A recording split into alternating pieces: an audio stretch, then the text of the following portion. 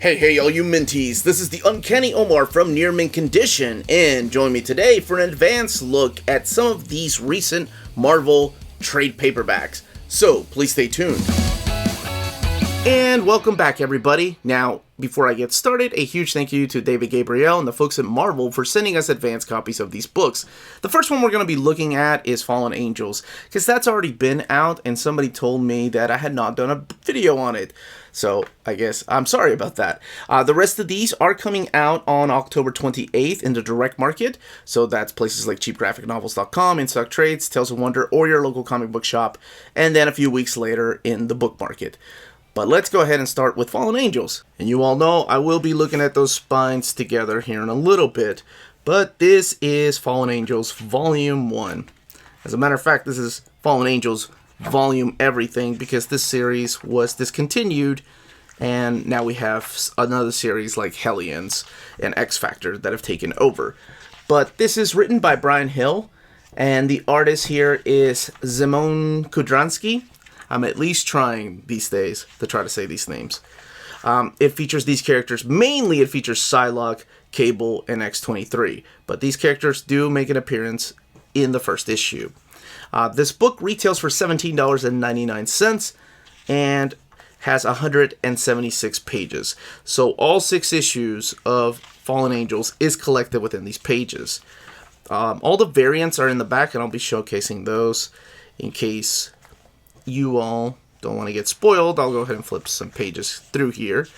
So this is mainly the story of Psylocke and X-23, who are 2 of my favorite characters. And this series right here didn't get a lot of praise. God, I love that cover. Did not get a lot of praise from people. And honestly, I completely forgot about it. Because out of the Dawn of X series, you have so much good stuff. You have X-Men, you have New Mutants, you have X-Force, and then Excalibur, that ended up really growing on me, and then Marauders. Those were all really fun books. But for some reason, I couldn't get into Fallen Angels. And it's interesting because I think a lot of people did not like it. So I don't know what it was. I don't know, because I'm a big fan of Brian Hill. I like his writing. And this is the first time I've seen Szymon's artwork, or Szymon's artwork. And it's not horrible or anything, it's different. So I don't know what it was, it just never clicked with me. But this is what it looks like, and it's all the story of Psylocke and a character from her past coming back into her life, getting killed, and her seeking vengeance. That's pretty much it. Let's look. Those covers are awesome, though. Speaking of covers, let's look at those variant covers and standard edition covers. That's right, that's how they put these in there. So all of this takes place, of course, after House and Powers of X. So it takes place during the Dawn of X series. So it can be collected in the Dawn of X trade paperbacks. The first 6 trade paperbacks have all of this in there. It's interesting that they used that picture of Cable. That was from, I think, a house, not a house ad, but a poster, if I want to say. It's just been recolored. And then there's Peach Momoko, who's been blowing up lately with variants. And then the other books. And speaking of other books, this is what it looks like among the other spines of the single volume collections. So you have X-Men, Marauders, New Mutants, Excalibur, X-Force, and Fallen Angels. So I like that it stands out, though. It's purple. Here's Fantastic Four Epic Collection Volume 6. I'll put a link where I normally put the timestamp down there in the description of the video. And I'll put the timestamp here, too, to kind of give you a look at this book. I've already talked about it. This collects Fantastic Four, the classic Jack Kirby and Stan Lee series, 88 through 104. Annual number 7, even though it's not really the whole annual. It's just 3 pages from it, because the annual was just, or Giant Size as it was known back then, was just used as reprints. And then the Fantastic Four, The Lost Adventure, which is the original plot for issue 102, but they decided that, or Stan Lee decided that it wasn't really that good. I think it's what happened behind the scenes, which made Jack Kirby, I think, get up and leave. At least that's what I know. Unless you know the whole story, I'd love to know what happened, really. One of the things I didn't do, though, when I was talking about this book, and this book, by the way, again, has 416 pages and retails for $39.99. But what I didn't do is hold up the spine up against the other Fantastic Four Epic collections. This is what they look like together. And speaking of spines, here's a great place on the video to hit pause or to hit that like button and subscribe button if you haven't yet. Helps with the YouTube algorithm and helps our channel grow. By the way, the next book I'm going to talk about is this sleeper book right here, Disney's Kingdoms, The Haunted Mansion. Alright, so this is a graphic novel size book. This is Disney's The Haunted Mansion. And I feel like a lot of people are going to pass on this book because of the size and it's geared towards kids.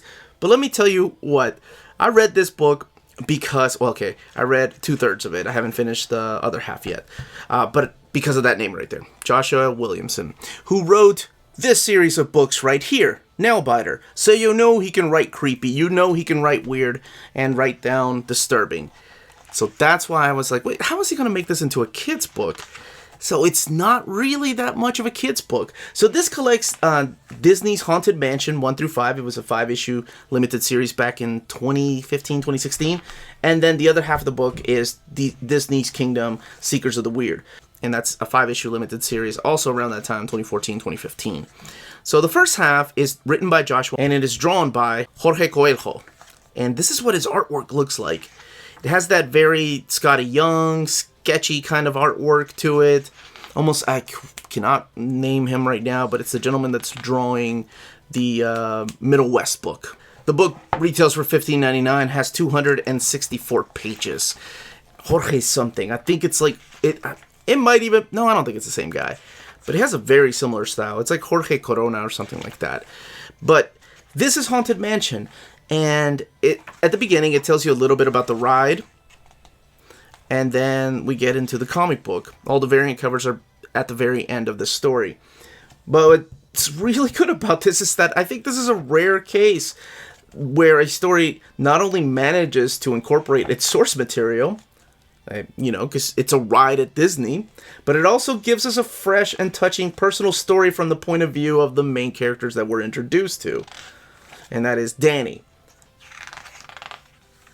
So it's touching, it's wonderful, and it was something that I was not expecting. And I think the trade paperback, I didn't even see the trade paperback. Then there was a hardcover too. I think those are both out of print. But I think this is going to be a rare jewel in all these releases. I mean, we have all these Omniboo, we have all these trade paperbacks, Epic Collections. You know, and people are just going to buy this for their kids and miss out on reading something really, really fun. At least in my opinion. The second half of the story, let's get to it. It's the Seekers of the Weird, which is a ride as well. So at the beginning, they tell you a little bit. Here's all the, actually, right here. Seekers of the Weird. So it tells you a little bit about the ride and the history. And then we get into the story.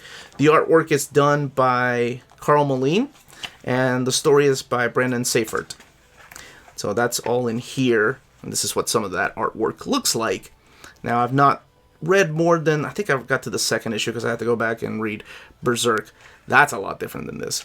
But all the extras in the back have the variant covers here for the Seekers of the Weird. Alright, let's move on. Here we have Empyre. And I am doing a very thorough deep dive into this trade paperback later on the channel. So just stay tuned. Here's what it collects. Empyre 0 Avengers, Empyre 0 Fantastic Four, the 6-issue miniseries, the Aftermath, and the Fallout. So I'll go through this just really quickly to kind of give you an idea of what kind of artwork you're looking at here. You're looking at Pepe Larraz, R.B. Silva, and then the gentleman that actually drew the series, which, here, let's get there, who has a very similar style to R.B. Silva and Pepe Larraz, is Valerio Chete. And I believe that is how you pronounce his last name.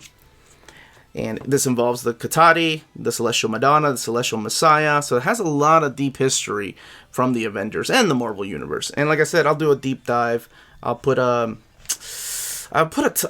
back to the description of the video and put a link to that video. And let's look at the extras here in the back without spoiling anything. And yes, this features Hulkling heavily in here. So if you know that character, and I'll explain a little bit about that character when I do a bigger overview of this book. But the book retails for $39.99 and has 296 pages collected in here. Last and certainly not least is Dawn of X Volume 9. Man, 9 volumes in. To me, best way to catch up on these recent X-Men series. So this is Volume 9, and it collects New Mutants number 8, Marauders number 9, Cable number 1. So we have a new series jumping in here. X-Men 8 and 9, and X-Force number 9. By the way, I've seen solicits that include Excalibur number 9, and it is not in here. So actually, here, let's look at the back really quick. Book retails for $17.99, and here's all the books that I mentioned. So those are all collected in here. Let's look inside a little bit and talk about the stories in here as much as I can. Actually, I can't talk really much about these without giving too much spoilers. So we have the continuing stories of the characters of Marauders after something big happened to their team. And then we are introduced to Cable. So let's talk a little bit about Cable, because we've seen him featured in that Fallen Angels trade paperback. But here he is in his new series. And if you don't know why he is young, I suggest you read the Extermination series, which happened about a year before Dawn, and not even a year. I don't think it was a year. Man, no, it was a year. A year before the House and Powers of X series. And it features characters like Pixie and Wolverine, Armor, Silver Samurai, a Silver Samurai, how about that? And we're introduced to Fauna, which is this little character here that you've seen before. And I'm trying to find Curse, if I can find and this little character right here, Curse. But there's some Easter eggs towards the end, and a big cliffhanger with the reappearance of another character that will, of course, complicate things. So I really enjoyed that. That one's Jerry Duggan and Phil Noto kicked that off. Then we're back to X-Men. And by the way, I know Lionel Francis Yu is leaving the book. And I want to say, well, this isn't him, but the gentleman that's taken over the book is Brett Booth. And Brett Booth has not drawn X-Men comics since the X-Men Revolution days of Chris Claremont. So it's been almost 2 decades. I love these books just because there's so many returning characters from the pages of the original X-Men series, from the pages of the even mini-series that obscure characters show up, and then, of course, Wolverine and the X-Men, as you've seen in this book right here. Still no Rusty, though. No Rusty. Haven't seen Rusty come back at all. Did we forget about Rusty? Justice for Rusty. Be nice to see him and Skids hang out here in one of these panels. Wrapping it up with X-Force. Still by Benjamin Piercy, who is the writer of Wolverine and who is just kicking ass on all these series. He's easily becoming one of my favorite writers. He wrote Green Arrow as well. And his X-Force is something that I look forward to. It is so good. But I can't spoil that. Let's look and see if there's any variants. So we have some variants, including the Cable variants. Scotty Young, that one's awesome. That's Greg Capullo. And then other variants here by Marcos Martin. You spine lovers are loving this episode. This is an all spine episode, but here's all the Dawn of X spines. I like how they interchange between gray, white, and black. Really cool. The series is still going. And I wonder what will happen after Dawn of X, after the X of Swords. And that, as they say, is that.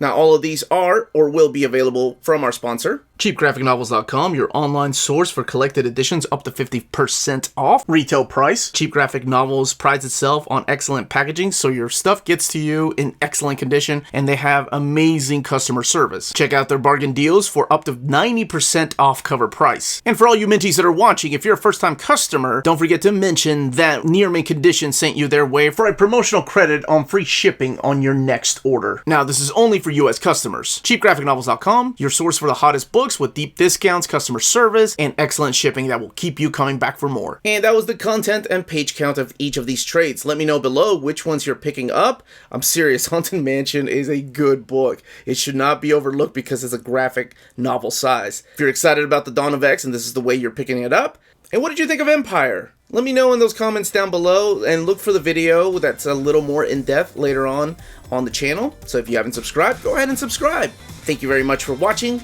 This was the Uncanny Omar.